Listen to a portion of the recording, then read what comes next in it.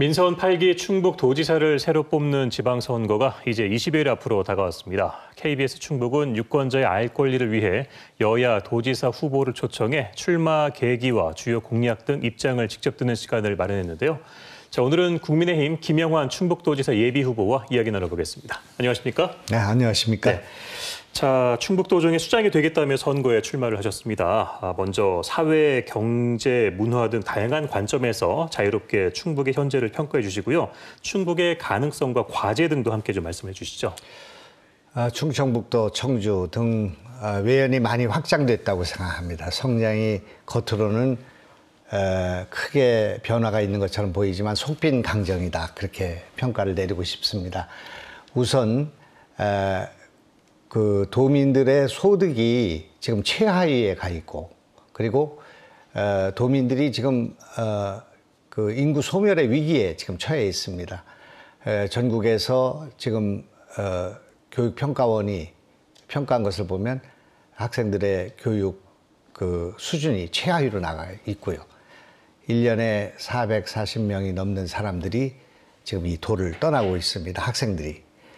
고등학교가 하나씩 없어지는 것과 마찬가지 그런 형편이라고 볼 수 있습니다. 도대체 무슨 일을 한 것인가? 지난 12년 동안 도정이 내실을 기하지 못했다 이렇게 생각하고 질의 변화를 가져오지 못했다고 생각합니다. 네. 자, 대표 공약으로 의료비 후불제를 제시했습니다. 어떤 정책인지 잘 모르는 유권자분들도 많고 실현 가능성에 의문을 제기하는 분들도 있거든요. 소개를 좀 해주시죠. 그 정책은 좀 획기적인 정책이라고 생각합니다. 의료보험제도라는 것을 박정희 대통령 때 해서 국민들이 의료에 대한 문턱을 많이 낮추지 않았습니까? 그럼에도 불구하고 의료 사각지대가 존재하고 있다고 생각합니다. 만약 의료 후불제를 관철해서 이게 전국적으로 확산되게 된다면 노인들의 평균 연령이 3년에서 5년 정도 증가할 것이고, 그리고 충북도는 인구 200만 시대를 바로 달성할 수 있다고 저는 생각하고 있습니다. 그 이유는 이렇습니다. 여태까지 우리나라의 모든 결제 방식이 선불제에서 후불제로 바뀌었습니다. 자동차를 돈을 현금을 주고 사는 사람이 없고, 핸드폰 가격을 100만 원을 현금으로 주는 사람이 없습니다. 다 분납하고 할부하고 후불 합니다. 그러나 진료비만이 지금 선불로 되어 있습니다. 그래서 300만 원, 500만 원, 1000만 원이 되는 수술비, 입원비, 퇴원비를 돈이 없으면 퇴원할 수 없고 입원할 수 없고 수술할 수 없는 그런 상태에 있기 때문에 진료를 받지 못해서 죽어나가는 의료 사각지대에 서민들이 많이 있다고 생각합니다. 특히 65세 이상, 그리고 장애인들, 그리고 사회보호 대상을 받고 있는 자로 어려움에 처해 있는 서민들이 진료를 받지 못하고 건강이 악화돼서 죽어나가는 이런 현실을 막기 위해서는 먼저 진료를 하고 돈을 분납하는 방식으로 만들어줘야 한다. 이 선호를 바꿔줘야 된다고 생각합니다. 자, 그럼 자신이 상대 후보보다 우위에 있는 강점은 뭐라고 생각하시는지요? 제가 우위에 있다고 할 것은 별로 없고요. 다 똑같은 과정, 또 민주화 과정 같이 겪었고 고생도 같이 했습니다.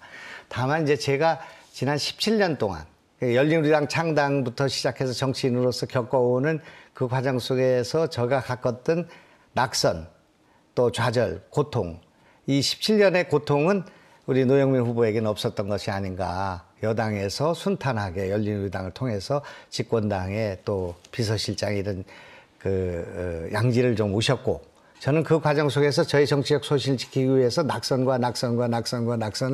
거듭했고, 그 과정 속에서 저의 정치적 소신을 지키기 위한 고통의 크기가 다르고 따라서 거기에 따른 상상력의 크기가 다르다. 그렇게 말씀드릴 수가 있겠고요.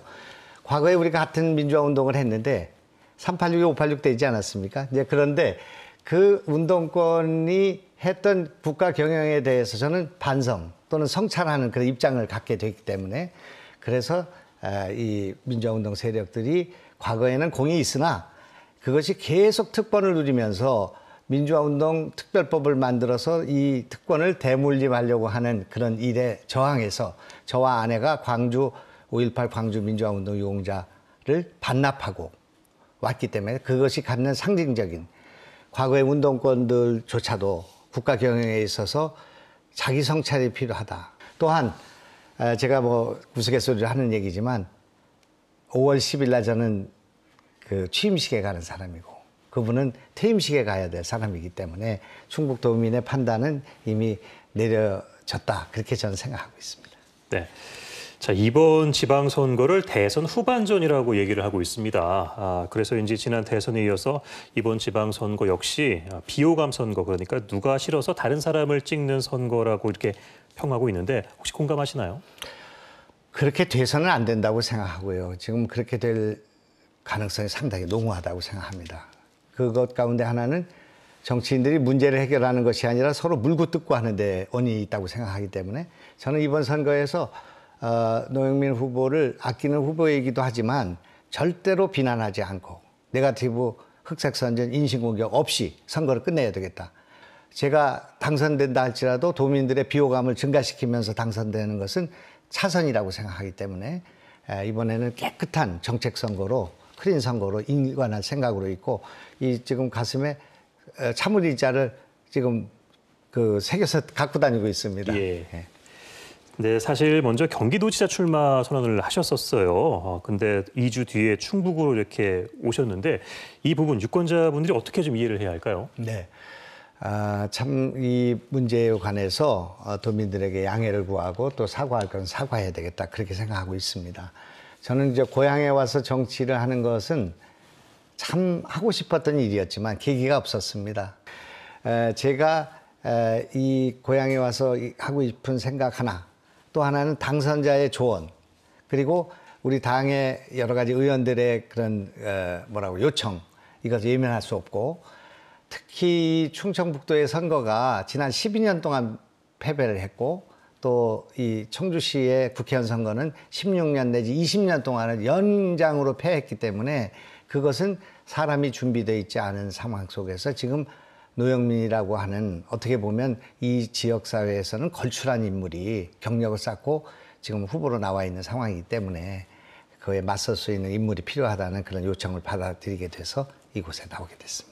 네, 자, 이 부분 한번 짚어보죠. 공천 심사가 진행되면서 당내 갈등이 좀 심했습니다. 아시겠지만 후보님 출마 역시 당내 갈등의 한 축이었는데 어찌됐든 이 도지사 후보이신 만큼 이번 지방선거를 잘 이끌어야 합니다. 당장 지방선거에서 이런 내용을 어떻게 수습하고 원팀으로 이끌고 갈 방법이 있으신지 궁금합니다. 그 문제에 있어서는 저에게도 책임이 있다고 생각합니다. 제가 좀 이렇게 지역사회에 출마를 하기 위해서는 시간을 좀 충분히 갖고 예열하고 설득하는 과정이 필요했었는데 파투 들어와서 경선을 치르게 됨으로써 경선할 후보들에게도 상당히 부담을 주게 됐고 또 그런 문제 때문에 이런 문제가 파생됐다고도 생각합니다.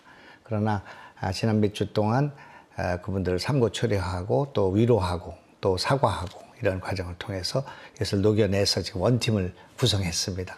오재세 의원의 그런 정책적인 여러 가지 장점, 또 우리 박경국 후보가 갖고 있는 행정 능력, 그리고 이해운 의원이 갖고 있는 정책 능력 이런 것들을 수용하고 조언을 받기 위한 완팀 구성에 성공했기 때문에 조금 시간을 주시면 완벽히 해결할 수 있는 그런 과정에 있다 이렇게 말씀드릴 수 있습니다.